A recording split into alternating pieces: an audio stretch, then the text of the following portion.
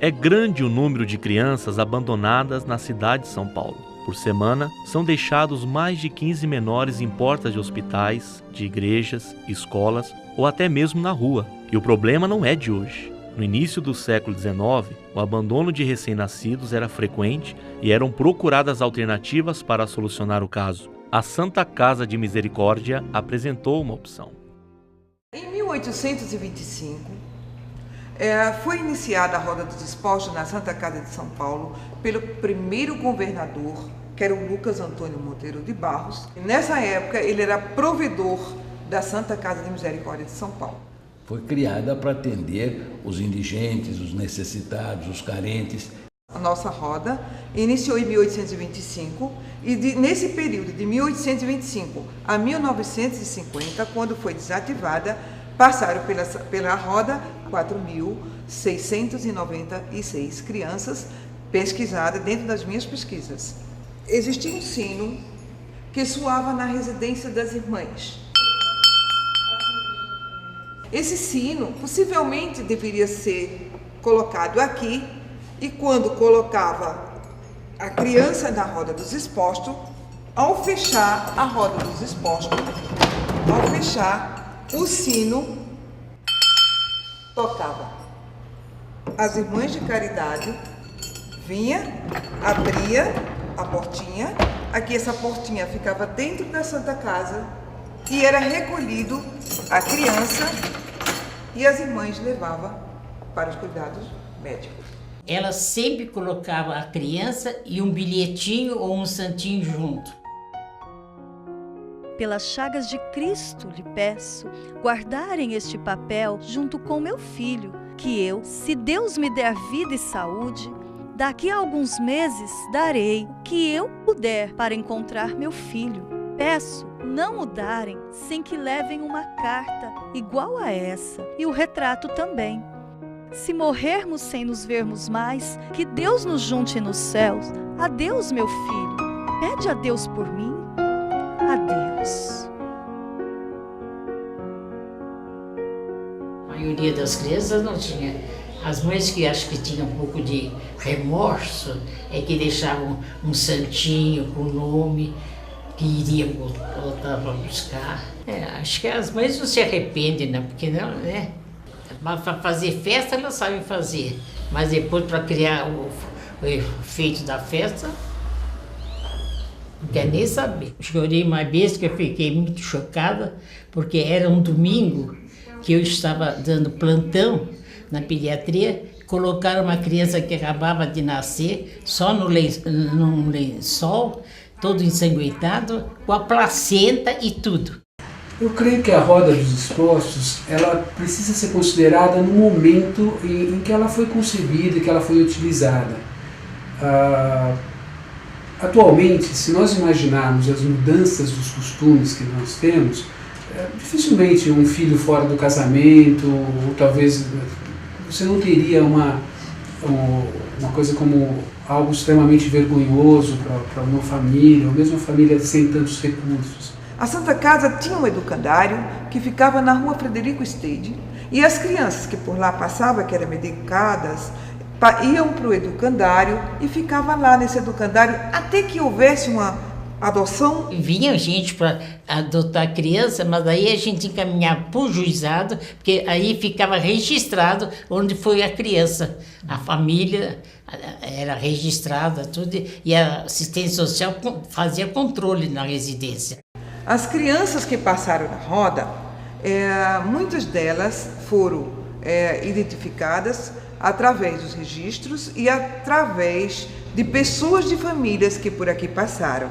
Como? Nós tivemos uma criança, o Renato Costa Monteiro, ele é muito diferenciado por ser uma criança que teve a sorte de ter sido adotado por gente do interior e se estudou, fez medicina.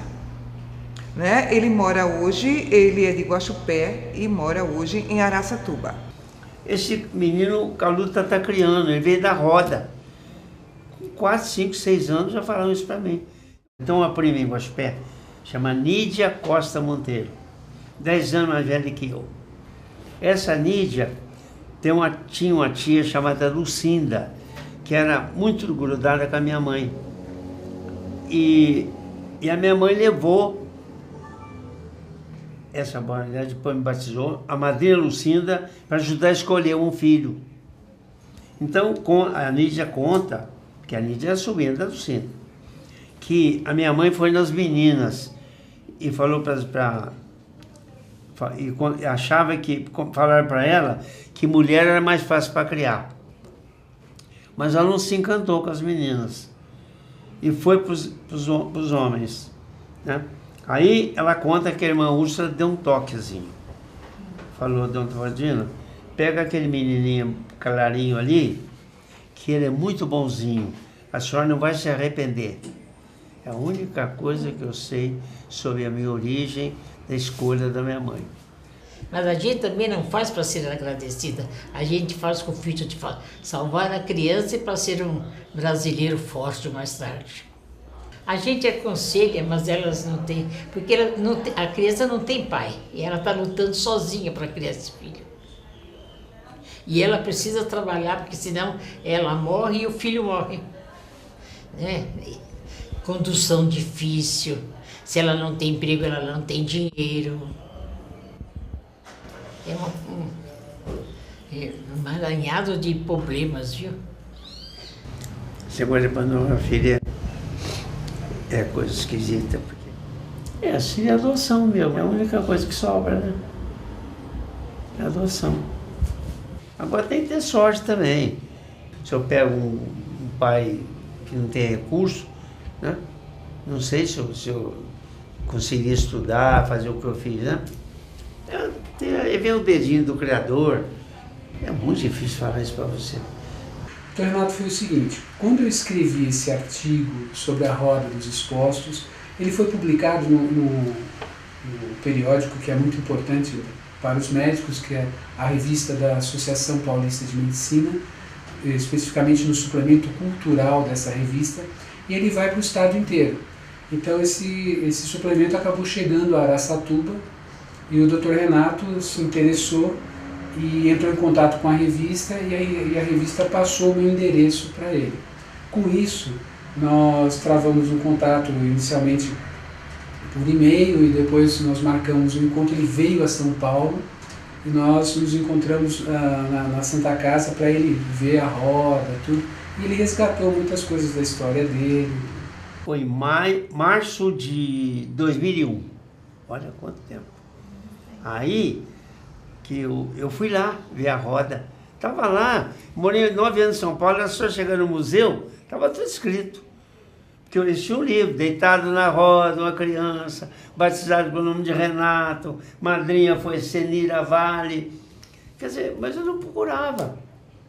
Era um segredo da mãe, você vai viver na casa do meu pai, que não dava nem para você procurar. Ela foi fechada em 1950.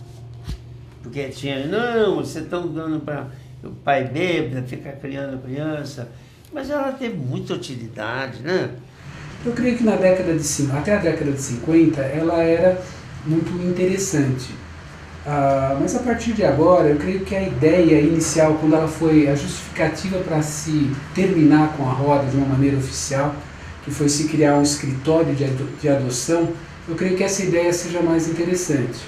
Eu achava que poderia até continuar isso. Eu quero ser sincero, na minha opinião, deveria ser utilizado, porque hoje a gente vê famílias, pessoas que não querem, que têm criança indesejada e jogam numa caçamba de lixo, jogam no rio, jogam não sei aonde. Então era muito mais lógico ter isso e tendo alguém que recolhesse. Quer dizer, não quer dizer que seria a Santa Casa. Entidades assistenciais recolheriam essas crianças de uma maneira muito mais prática e humana do que deixar daquela maneira que fazem. Para falar a verdade para você, eu raramente eu penso nos meus pais biológicos. Raramente. É os dois que me criaram. Se tiver uma vida depois, eu quero ficar perto deles. Os outros eu vou conhecer. Eu sei meu pai, mas de amor mesmo é o que me criou.